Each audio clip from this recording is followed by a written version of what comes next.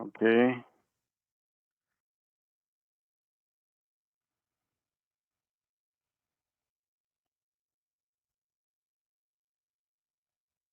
Hello, everyone. I think you already can hear me. Just type, please, in the chat section that you can see me and hear me well. Okay. Thank you, Alexander. We have hi 11 attendees. We'll wait 1 or 2 minutes just to wait everyone to come in. Hi. Nice to see you.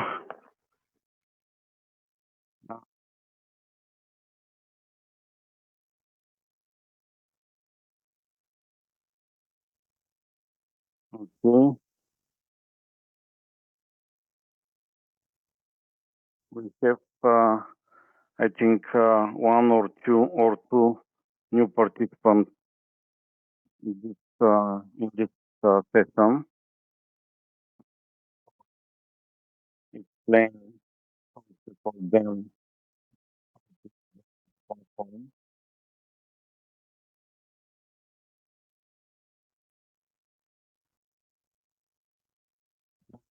Uh, we explain a little bit for the Facebook group.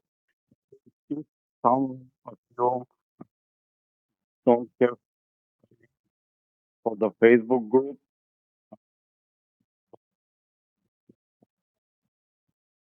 How to find it, please, we will put again the link for the group into the chat. It's a closed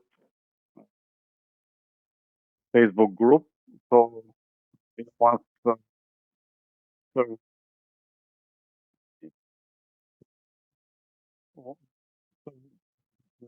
and we will your your participate into the Facebook group. We put there all the records, all the presentations, and it's open for 20. Unfortunately, there is not so much questions there. I think this format in Facebook is very good for some to discuss some topics. So you are welcome to and discuss everything, and we can use this group and after the seminars. So we can start. I think we have already 16 attendees, and the others will come. I hope. So hello everyone. You can use translations and captions using the menu in the bottom of the page, show captions and turn on translations. We have translations, live translations in Greece and Romanian. Unfortunately, there is no Bulgarian, so you can use Russian or English subtitles. Sorry for the last session. I have some technical issues and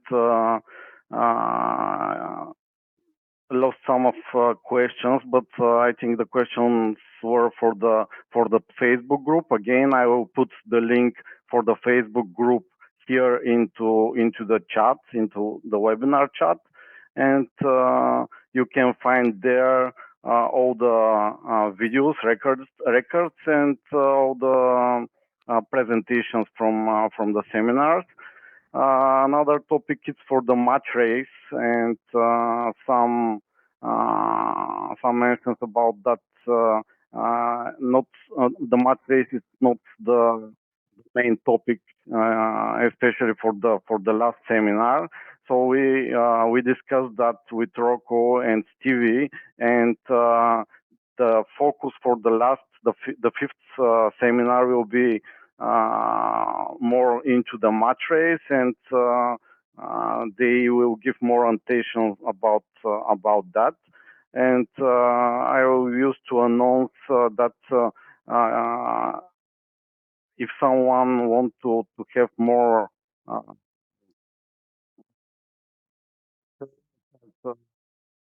focus on match race, we organized with Rocco a match race clinic in Varna, Bulgaria, at the beginning of April. So, like, if someone wants to participate, it will be a team.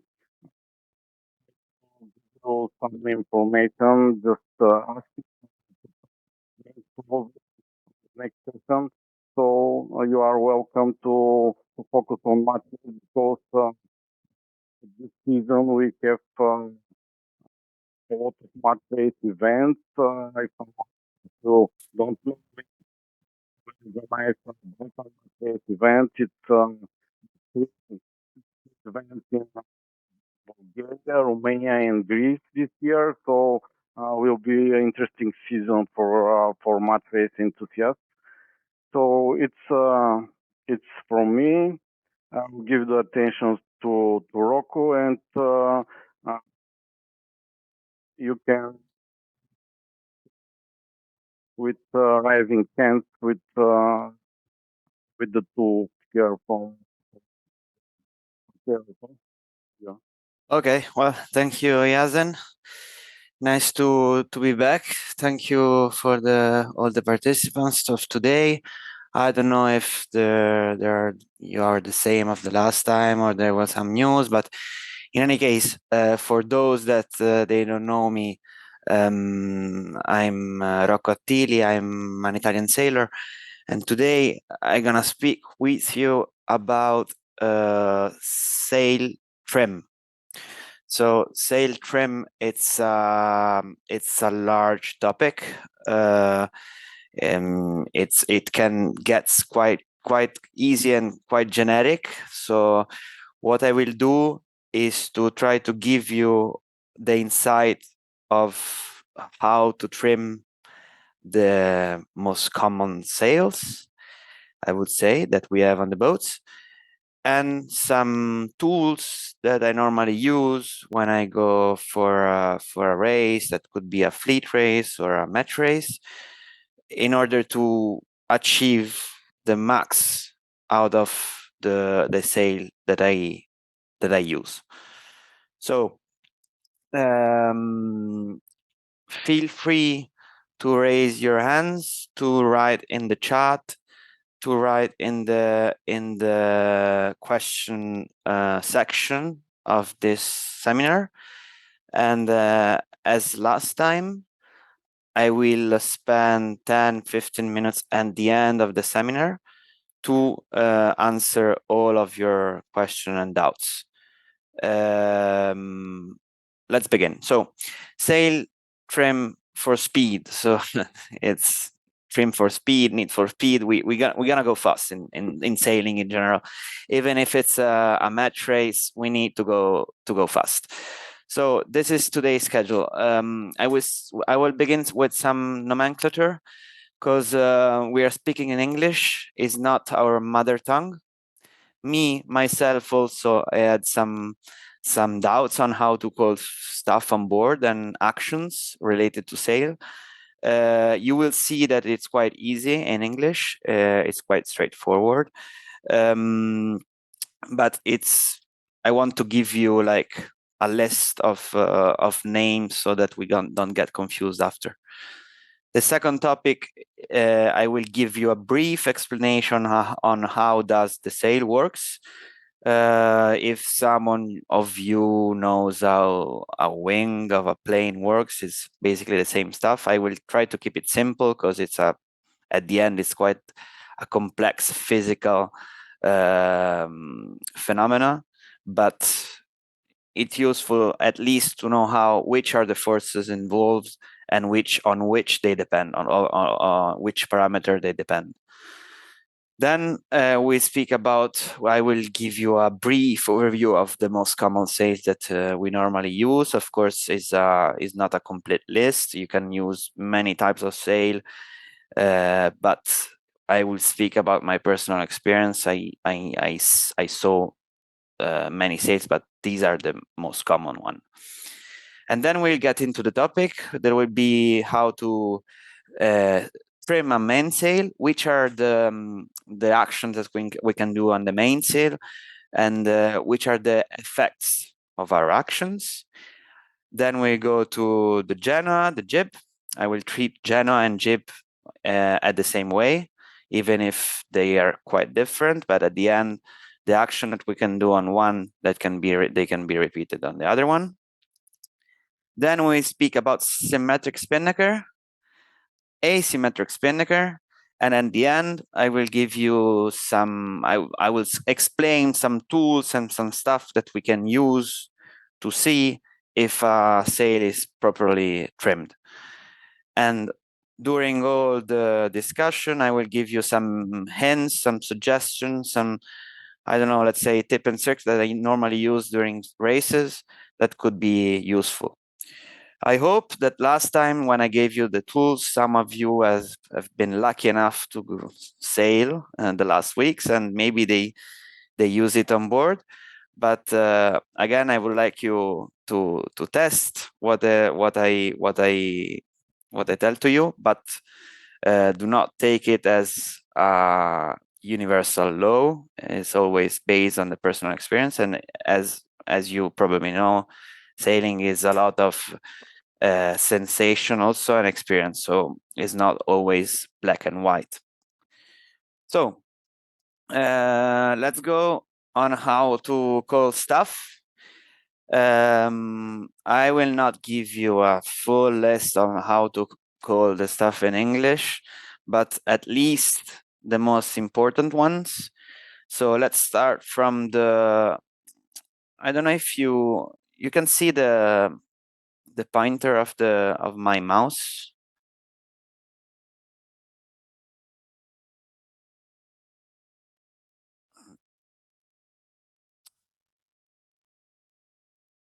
Let me check.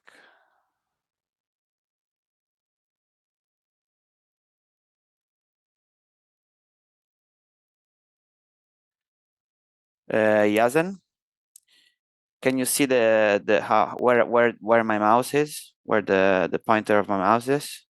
Nope, I cannot see. You must share. You must turn on Okay. share button because we do not see your screen. Yeah. I will go and share it. Okay. So now you can see my screen and you can see the mouse, right? Where I'm pointing. Okay. So wait a second. I want to see also the chat somewhere so that I can speak with you. Okay. So basically we're gonna start from the how do we call stuff. So the head of the mainsail, the head of the jib is the higher part of the sails. Then we have the clew, that is the one attached at the back of the sail. And then we have the tack, that is the one attached at the front of the sail. So these three are the let's say vertex of the triangle. Then we have the three, we have the leech, that is the trailing edge of the sail. Then we have the luff, that is the leading edge, and the foot, that is basically the lowest part of the sail. And this is the exact same for the jib and for the mainsail. Some useful stuff. So the telltales are the small ropes that are attached to the sail that gives you indication on the angle of attack of the sail. These are an important indication on how you trim the sail. Is one of the first things that you learn when sailing, and how to use these telltales. The buttons, which is something that is really important in especially for the mainsail, that it keeps the shape of the sail all along the height of the mast. And then here we have also the reefing points. The reefing points is something that I will not speak about, is just to you to know that when you reduce the area of the mainsail, basically you use these reefing points. Then just a few words on the actions that we can use. Ease, it means that to let out a line or a sail, and trim is the opposite. So when I ease the mainsail, it means that I let out that line. When I trim, I will take it in. So I know that you probably know everything about this, but just to be sure that we can understand. I'm sure that the subtitles from Zoom, they do not translate properly what I will tell afterwards. So how does a sail works? So as I told before, a sail is basically works following the same principle of an airplane wing. It's a body in a airflow, and when the airflow goes towards this fixed body, there are two ways which it can go. So the airflow can pass behind the sail or above the sail. Behind the sail, the airflow will accelerate and there will be a low pressure area. And above the sail, you will have a deceleration and there will be an high pressure area. This difference in pressure will create a force that is called lift and a drag. So the lift is the responsible of the force that keeps the boat going. And basically what happens is that there is the lift has two components, one in front and one is sideways. The one in front is the one that keeps the boat going, and the one sideways is the one that tend to bring the boat sideways. This effect is compensated by the hull. So if you are in an optimist and you don't have the board, the center board, then you will go sideways, and this is applicable to any boats. The forces on the sail depends on the angle of attack. So the angle of attack is the angle between this line that goes from the leech to the laugh of the sail, and the direction of the airflow. You can modify the angle of attack in many ways.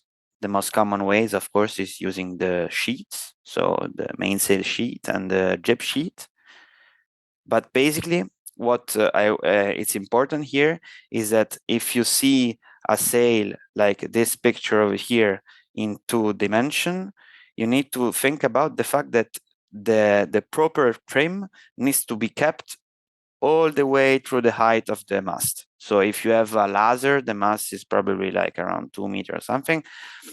If you have I don't know, 20-meter boats, then the mast could be 30 meters, and it gets really important to keep the good sail shape towards all the height of the mast. And this is why the sheet of the jib and the mainsail are not enough to trim properly a sail. So most common sails, so I will just give you an overview. I know that 90% of you already know this thing, but I still want to be clear. The mainsail, we have different tip. We have the mainsail, the jib, the genoa. The difference between jib and genoa, usually we say that a genoa is not a jib because it goes behind, the clew of the genoa goes behind the shrouds of the mast. Then there is the symmetrical spinnaker, the asymmetrical spinnaker, and the code zero. What I will speak about here, I will speak about mainsail trim. The jib and the genoa, I will treat them as the same way. I will speak about symmetrical spinnaker, and then I will speak about asymmetrical spinnaker and code zero in similar way.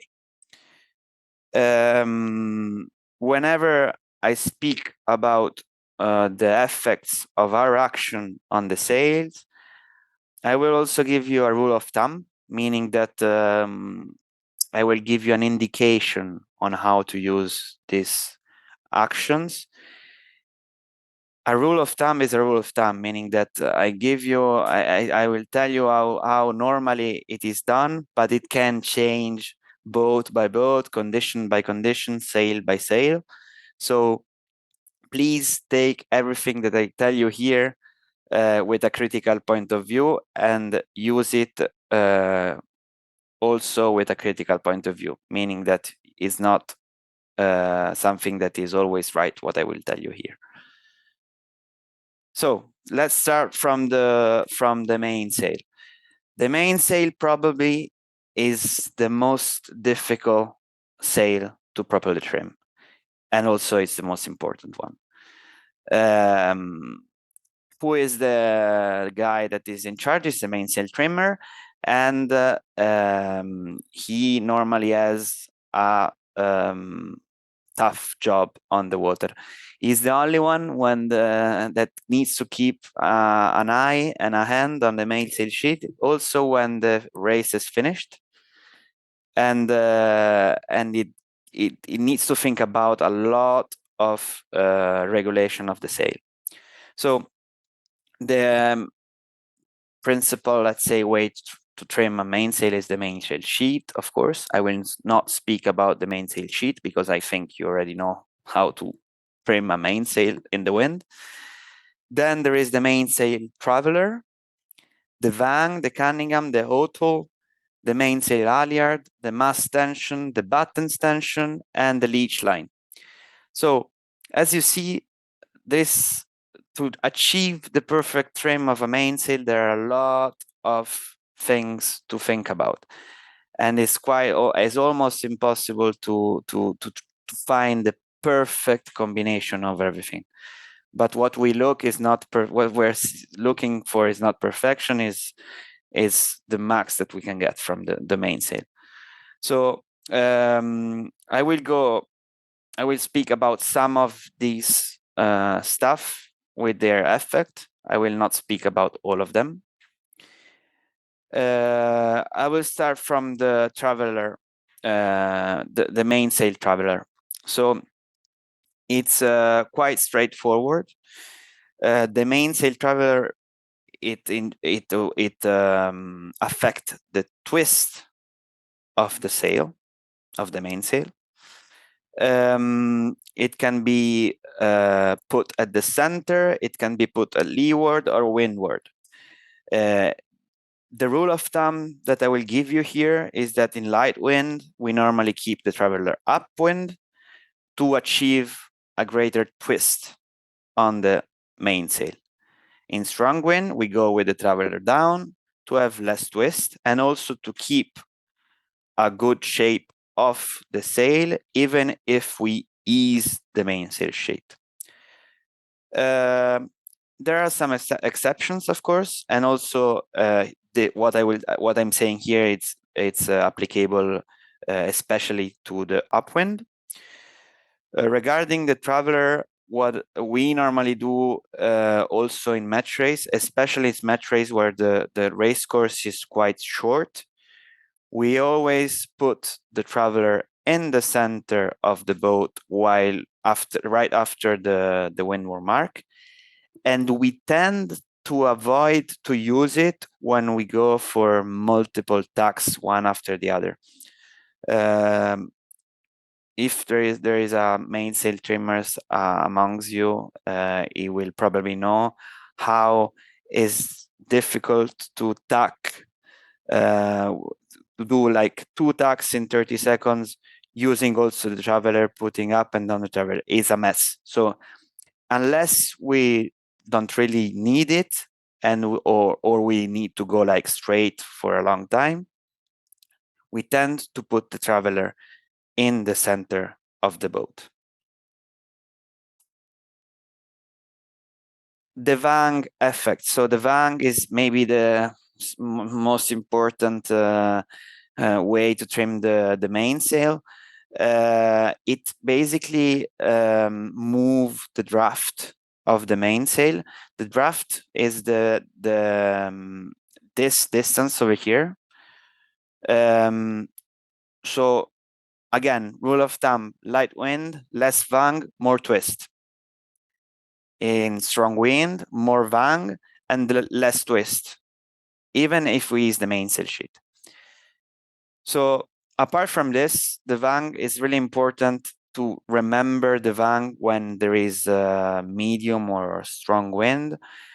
When you are in a downwind, do not ease it too much, because there are some boats where you have a piston, and if you ease it too much, it gets really high, the boom, and the mainsail is not in the right position. So what I will tell you about after is to put some marks on the vang, for example. Another thing that you need to remember is to ease the vang while bearing away. There are a lot of crashes that are caused by the vang. The person that is in charge of the vang in strong wind, I personally on my crew in strong wind, there is one person that is completely in charge of the vang, and it keeps it in his hand during all the race, especially in the pre-start and also in the upwind. Because as a helm, I know that in some boats it's impossible to bear away with the vang that is trimmed. So remember about this. Apart from keeping the mainsail in a good shape, but remember also that the vang has another effect that it is quite important while racing. The Cunningham, it moves the draft again of the mainsail. We can achieve the same effect by trimming the Cunningham or trimming the halyard, the mainsail halyard. The problem, if you want, is that if you trim the halyard, you cannot ease it easily. On the other hand, if you trim too much the Cunningham, then the halyard can get down a bit and you lose some mainsail surface. So it's a matter of knowing which is the reference halyard tension, and then you can play with the Cunningham. Rule of thumb here is light wind, less tension of the luff on the luff, and the draft it's towards the front of the boat, towards the mast. In strong wind, we give more tension on the luff, and the draft goes towards the trailing edge of the sail. Normally, when there is enough wind that you need to ease the sail, because otherwise your boat is not flat, I would trim 100% of the Cunningham. Even if you look at the sail and you see a lot of shrinks, for me is the best options to achieve the max speed when there is strong wind. How tall? The effect is quite easy. When you trim the outle, you have more tension on the foot of the sail, and so in general you have a flatter mainsail, and that's why we need to trim the outle during with strong wind. And at all the way around the light wind, you ease the outle so that there is less tension on the foot of the mainsail, and you have more draft in the mainsail. Over here in red, you will see, remember to ease the outle in downwind. Actually, this thing, it is applicable to the outle, to the Cunningham, and to the vang. So there is someone on board that needs to remember to ease these three things in the downwind, and also to trim it again before the downwind gate. Again, if we are in a match race and the course is really tight, it's easy that you remember to ease this stuff, and then you completely forget to trim it again. So in a crew, there is always one person that is responsible for that. So now we go at the jib or the Genoa. There are less things you can do on a jib respect to the mainsail. There are the jib sheets, of course, the jib traveler. That probably is the most important thing after the jib sheet. Then you have the in-hauler, the twing, and the halyard tension. So for those who don't know what is an in-hauler and what is a twing, don't worry, it's not that common to have it on board. I put it here because it is useful for you to know that it exists. Basically, what this solution can give to you is to move in 3 dimension the clue of your jib. 90% of the boats that I use, they don't have an in-hauler, they don't have a twing, they only have a jib sheet and a jib cart. So you can move the point where this shackle is, but you can only move forward and backward, not sideways. So let's begin with the jib tower. So the jib tower is something that is really, really important, and it makes really the difference, especially when there is light wind. The rule of thumb, again, here is light wind, traveler in front, more draft towards the forestay, so towards the front of the boat.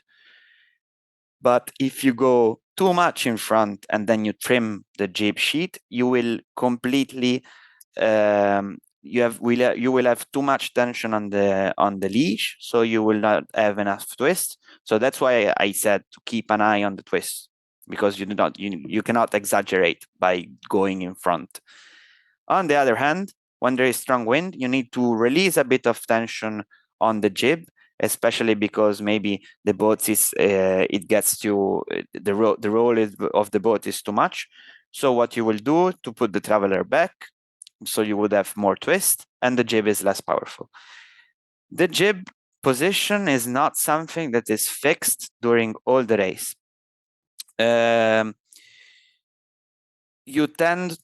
We tend to think that the jib cart position is something that you can probably move between a race and another.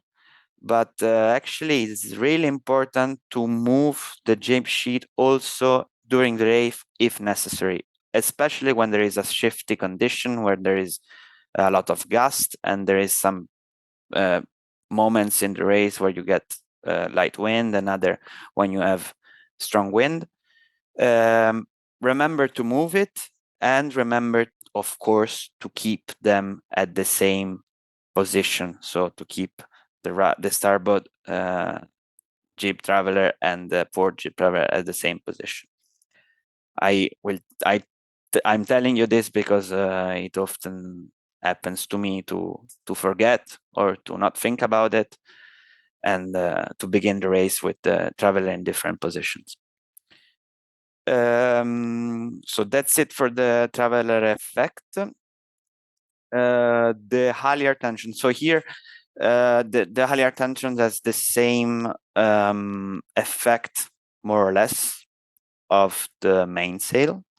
So it moves, the halyard tension moves the draft forward or backwards, depending on where you want to have it.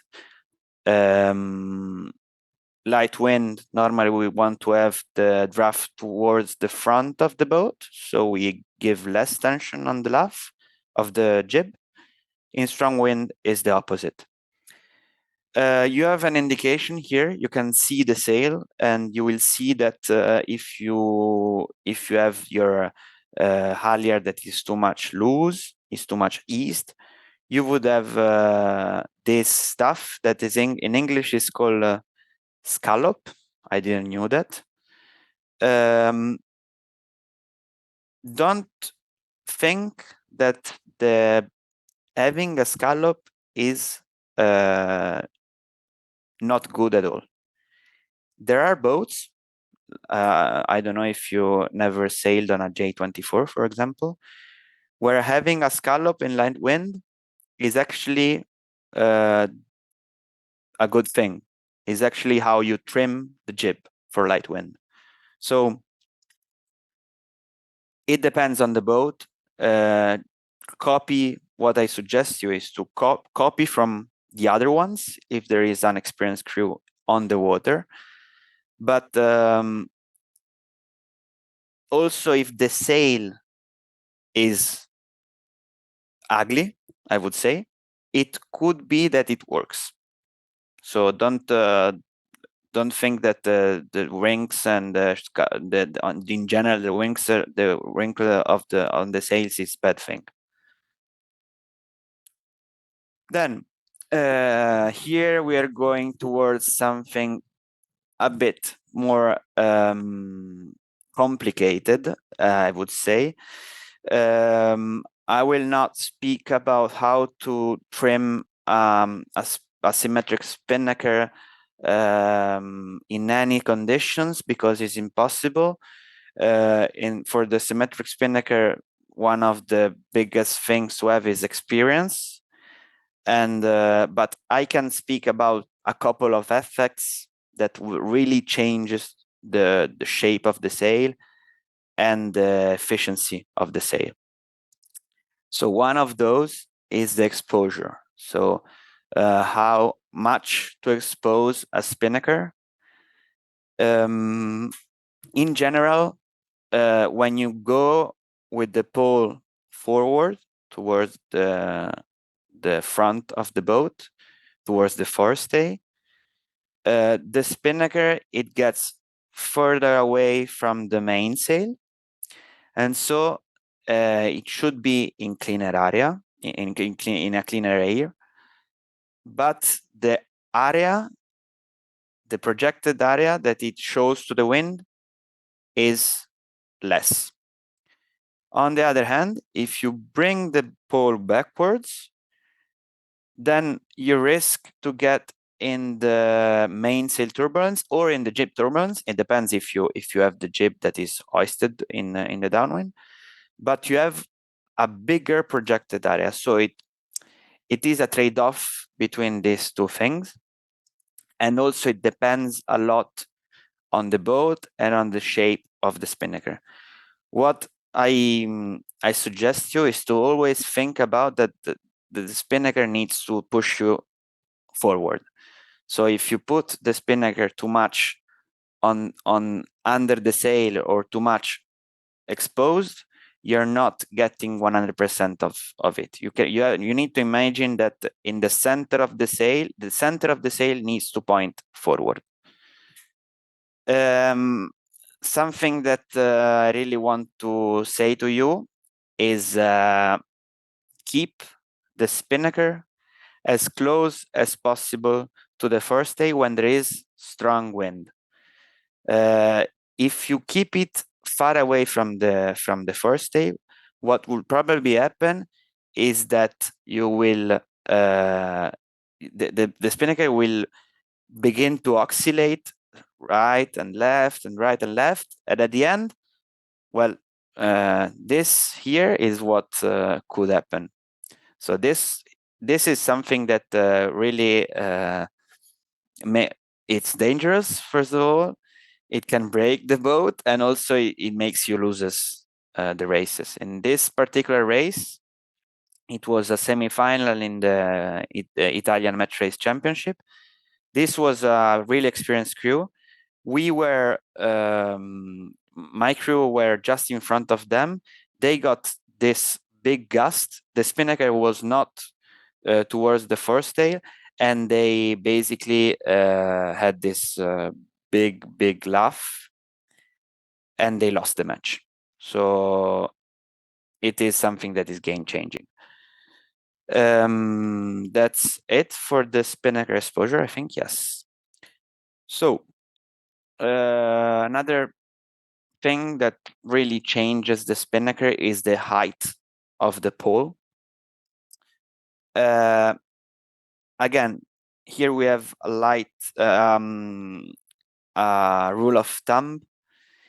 When there is light wind, the pole needs to be low because it tightens the luff, and the spinnaker it keeps flying easier if the pole is low. But at the same time, being the fact that you have light wind, then you need to keep higher angles. So you're not going exactly in downwind, you're going higher than that.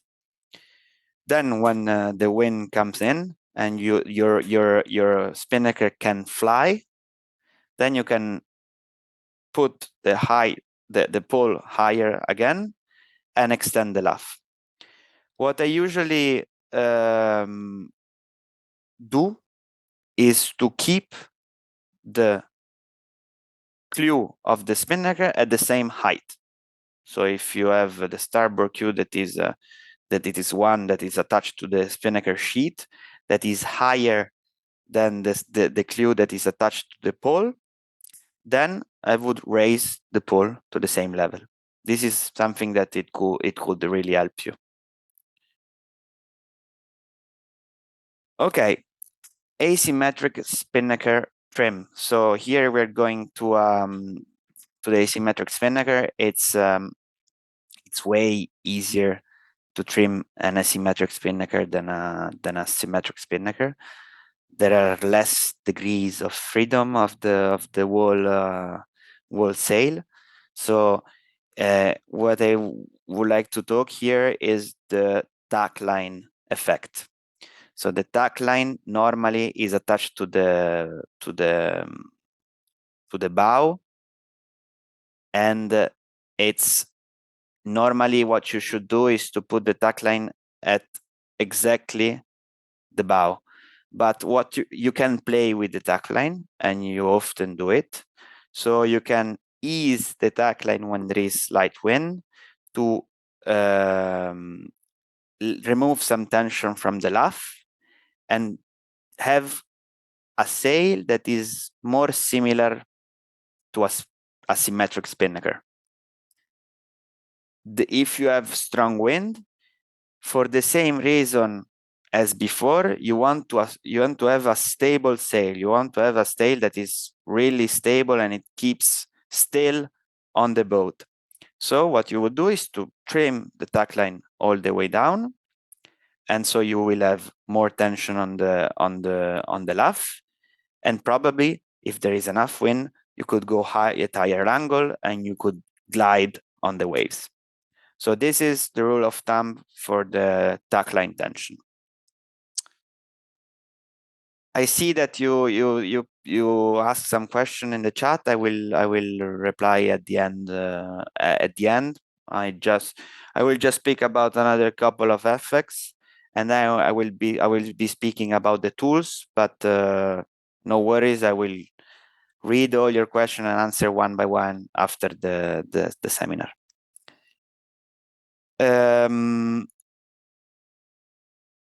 Something that is quite important, I think, is the combined effect between mainsail and asymmetrical spinnaker. So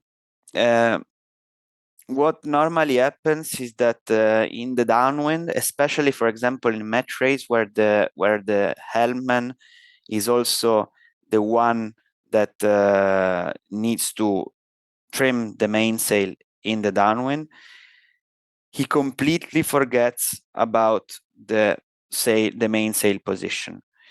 It is really important that in the downwind, the asymmetric spinnaker and the mainsail, they have a good reciprocal position. Normally, the one who decides the position is the asymmetrical spinnaker, and the mainsail needs to follow. The aim is to have at the trailing edge of both sails a flow that goes in the same direction in order to avoid any turbulence. So if, for example, you have a mainsail that is eased too much, You will see it because at the maybe at half of the height of the mast, you will see that some wind comes into the mainsail and blow at the opposite and gives like I will not say a shitty shape, but a shape that is not good for the mainsail. So remember to trim the mainsail also during downwind. Is really important. It's the biggest sail and is always the sail that pushes the boats more. So do not forget it. I'm telling you because if there is a situation where you are really next to the opponent and maybe you're thinking about the rules and you're thinking about the umpire and stuff like that, the first thing that you would forget is to trim the mainsail in the proper position. And when you attack someone to go towards the wind and you're laughing into someone, the mainsail really makes the difference. Okay, so I think I finished with the effects, and now I will briefly speak about the tools, and then we will get to the questions and the answers. So, how to reach the good trim of all the sails? Of course, there is the experience that it counts a lot. Of course, there is someone that could watch a sail and say that is in a good shape or not. But there are also some tools that any one of you can use.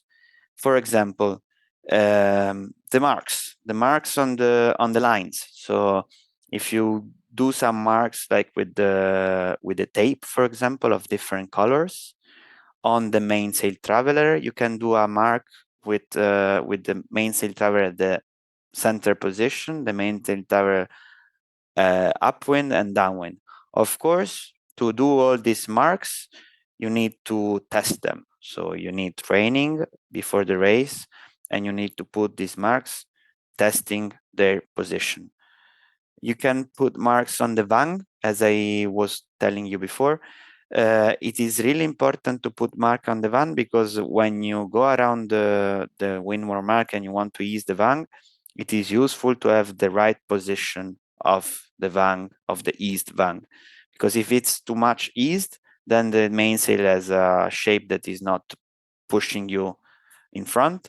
If it's not eased enough, then the helm will be probably not able to bear away. Jib sheets.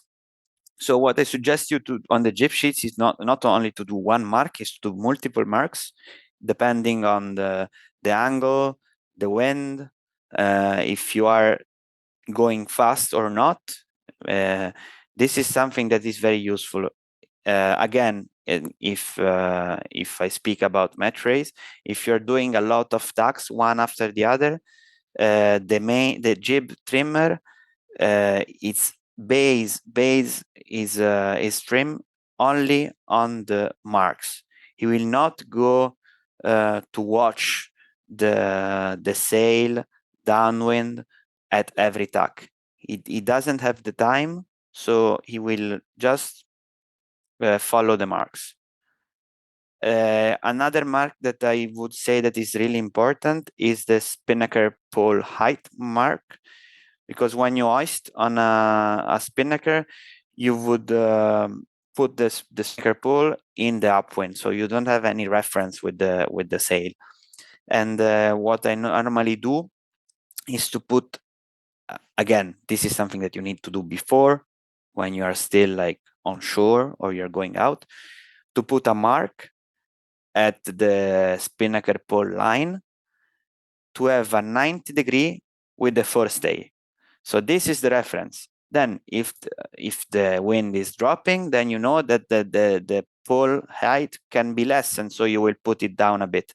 But at least you have a reference point, and when you hoist, you know that the spinnaker will at least be in a good shape. Then in the downwind, you can play with it.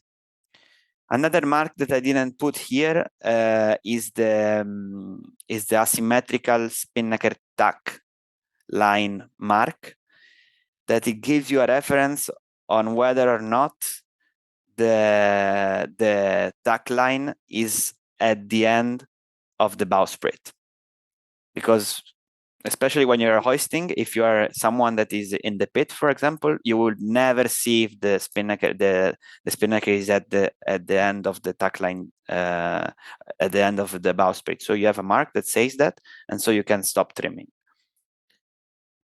Of course, another useful tool are the telltales. There are a lot of types of telltales on a boat, on a sail. I would say that the most important one are the telltales on the laugh of the jib that you use, especially the helm uses to go in upwind. You know exactly how they work, so I will not tell it, but they are a useful information. Then there are the telltales at the trailing edge of the mainsail. Normally, you should see a telltale at the trailing edge in the upper part of the mainsail that works 70% of the time, meaning that it stays behind the 7 seconds and then it stays like parallel to the sail for 7 seconds and then it goes behind the sail for 3 seconds. This again is a rule of thumb. It depends on the sail, it depends on the wind, and also, this is something that if you buy a sail, for example, the person that sell you the sail should normally give to you. So the percentage of working of a mainsail trailing edge telltale. Another, I would not say tool, but indication of how to trim the sail is given by the pocket that is created in the asymmetrical spinnaker and also in the symmetrical spinnaker. This is a picture that I took from one of my last trainings, and I saw that I was looking into the shape of the asymmetrical spinnaker, and this exact condition is the optimal way of trimming a spinnaker, meaning that you always, with your spinnaker sheet, you always would keep a pocket in your spinnaker. If you trim it too much, and it happens, the boat gets really heavy, and in case of strong wind, you could have problem to manage the direction of the boat from the helm if you trim it too much. So keep always a pocket in your asymmetrical spinnaker. Another tool that is important is are the mainsail shape lines, that are these white lines over here, which they give you an indication of the shape of the mainsail. And also what is important is that they give you an indication of the shape all the way through the height of the mast.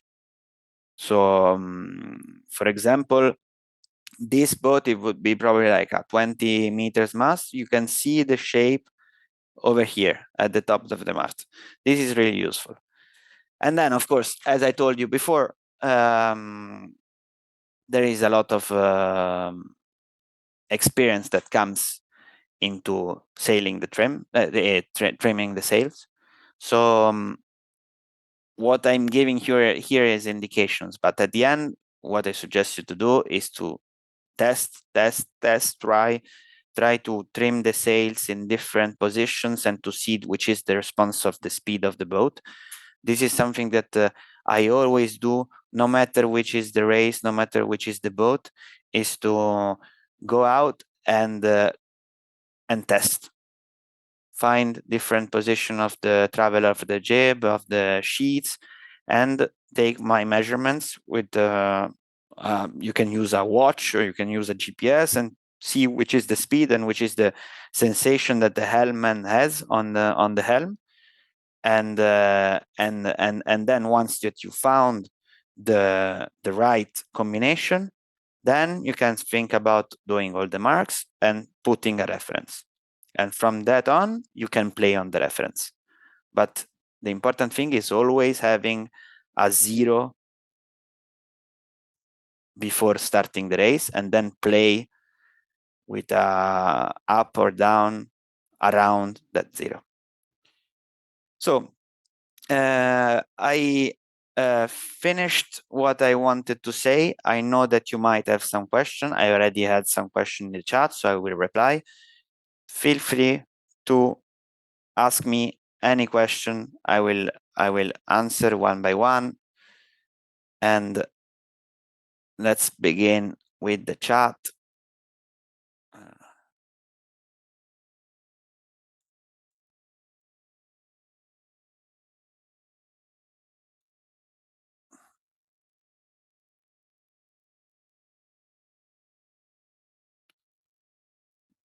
So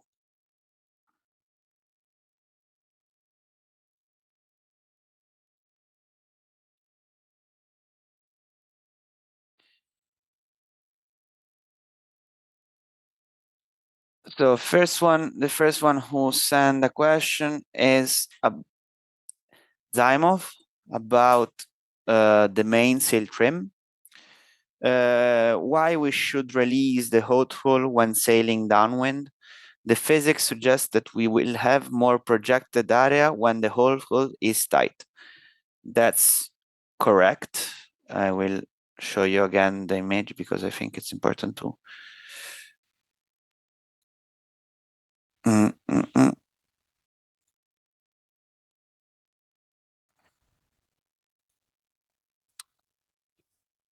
So let's go back to the whole hot hull of the main. So this is the image.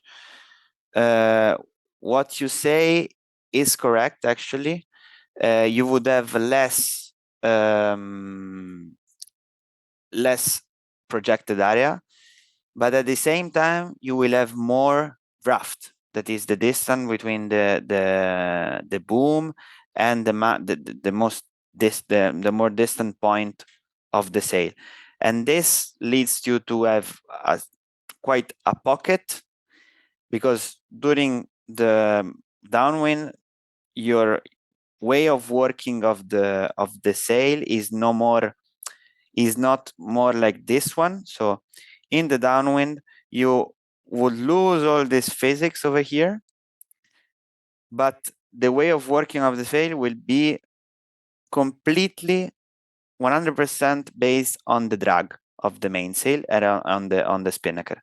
So there is no lift in the down, there will only drag, and the drag, the better drag you can have is by having a big draft and creating a big pocket for the mainsail, but also for the spinnaker also. So I have a question. Could you please say a couple of sentences on rule of thumb on Genoa in-hauler, please? Yes, I can. I can tell you a bit of the in-hauler. So the in-hauler brings you the clue of your jib sideways. So it can bring you the clue towards the mast or towards the outside of the boat. What it normally do, this in-hauler, is to act both on the leech of the trim of the twist of the leech, and on the direction of the trailing edge of the jib. So if you want to have a jib that has a big twist, you can put the in-hauler, trim the in-hauler, and release a bit of jib sheet. So rule of thumb is that if there is light wind and you want to have a big, for example, twist in the upper part of the jib, then you would trim the in-hauler, release a bit of jib sheet, and your sail in this situation will have a big twist. If you want to have a flatter sail, for example, if you have a strong wind, then you put the in-hauler at the neutral position and you trim the jib sheet.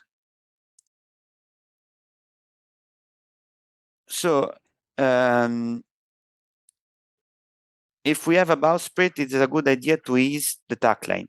Yes, it can be a good idea. Also, if we have a bowsprit, I used recently a boat that is called uh, Far East 28, and in that occasion, the asymmetric spinnaker works way better if you eased 20 centimeter of bowsprit of tack line. So it can be a good solution to ease the tack line also when you have a bowsprit.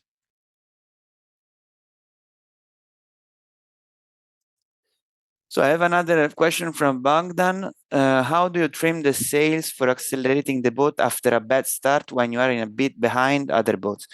This is a good question. It's not only in a bad start.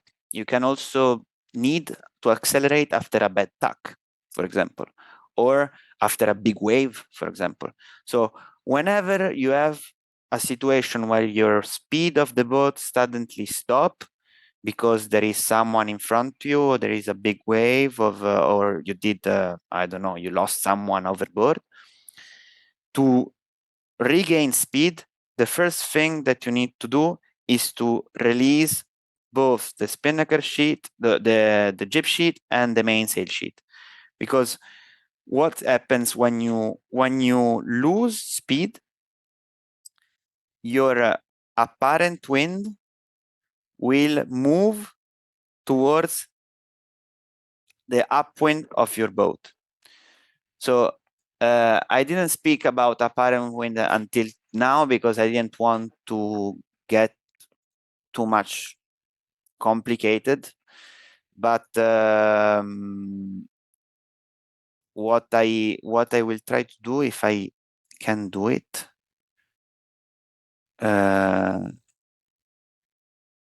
let me check.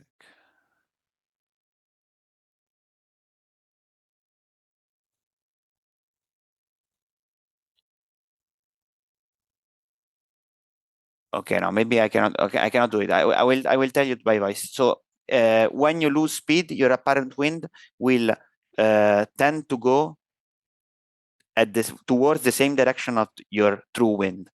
So when you lose speed, to keep the right angle of attack of both the jib and the mainsail, what you need to do is to ease the sheets for sure. So if you are a bit behind other boats and you are a bit slow, you would ease both jib and the mainsail, and then of course what I would say to you is to get away from there. This happens also when you lose speed for other reasons. So ease the sails and try to gain speed, and also of course with easing the sails, the helm needs to bear away a bit of some degrees in order to regain speed, and then trim again the sails and go back up again. If there are any, so here I have a question.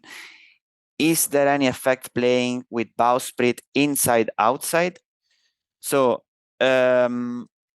normally the bowsprit is better to have it always 100% outside of the boat.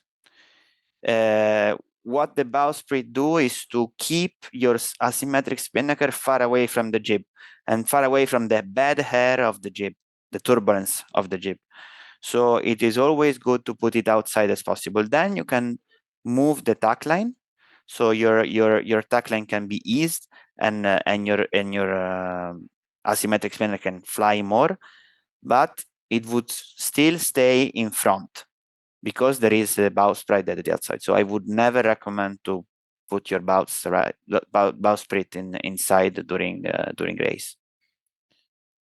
So I have another question. Why say when sailing downwind under symmetric spinnaker and want to pump the spinnaker, do you use both sheets or only the leeward? Okay, so pumping is something that it can get really difficult when you have bigger boats, and also be aware that is penalized by the rules if you don't do it in the right way. So this is something that you need to know first of all. When I used to pump my spinnakers sheets, when I used to go in 420, for example, I would pump with both the sheet, the downwind sheet and the leeward sheet and the upwind sheet. So I would use both, because what you are trying to achieve is to bring your sail towards you, and this would give an effect on the speed of the boat. But again, 90% of the time on keel boats, the wind is enough not to, and you cannot pump.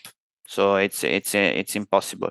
And also, if you pump and if you don't glide away, for example, by pumping, they will penalize you.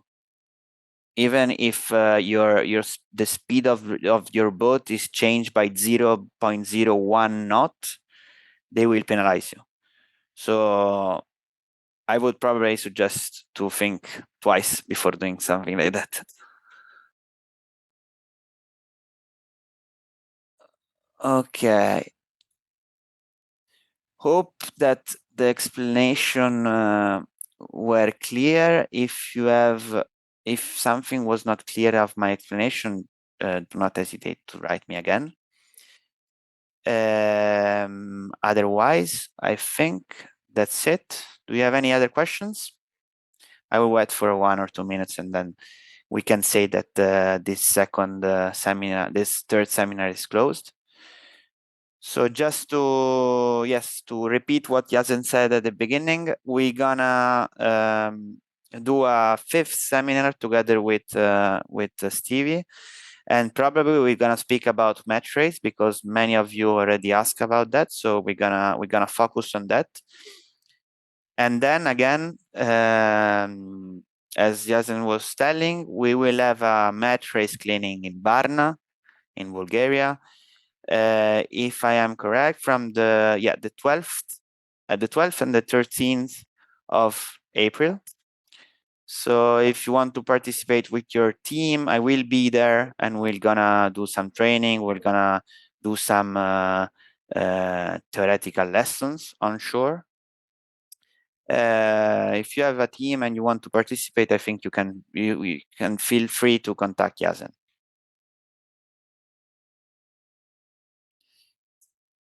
Okay, I have a question.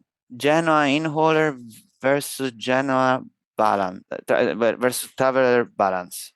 Hence, well,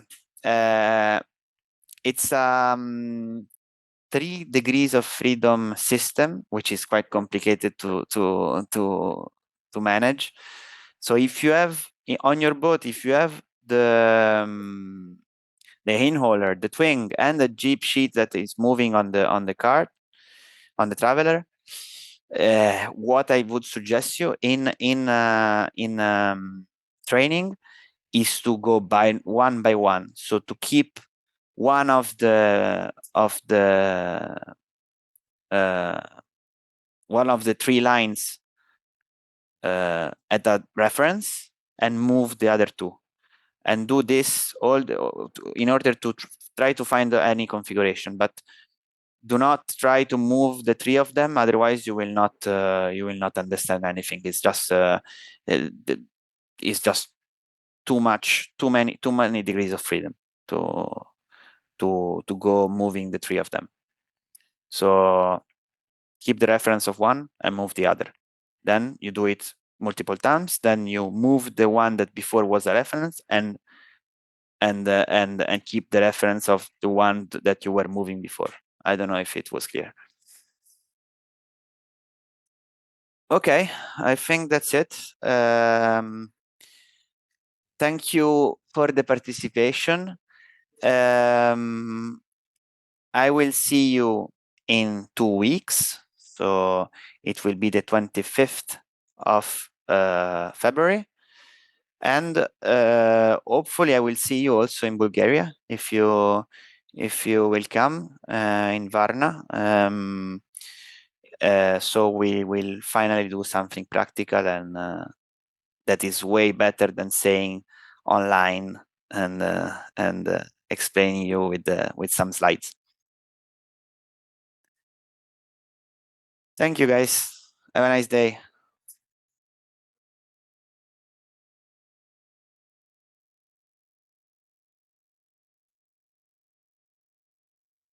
Okay. Thank you everyone for participating. We will continue next week with the link with you. So you will find the presentation and the video recording into the Facebook group, and just we will show you for a while. I hope you can see my screen. Here is the date for some events. This year they will be in Bulgaria, Greece, and Romania. Here is the page of the event, and I hope I will see some of you on this event. And, the clinic with Rocco is at uh,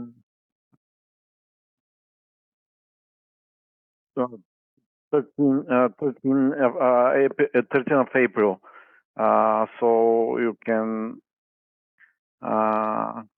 text me if you want to participate with your team, and yeah, we can continue with discussing into the Facebook group. Thank you everyone for participating, and have a good evening. Bye.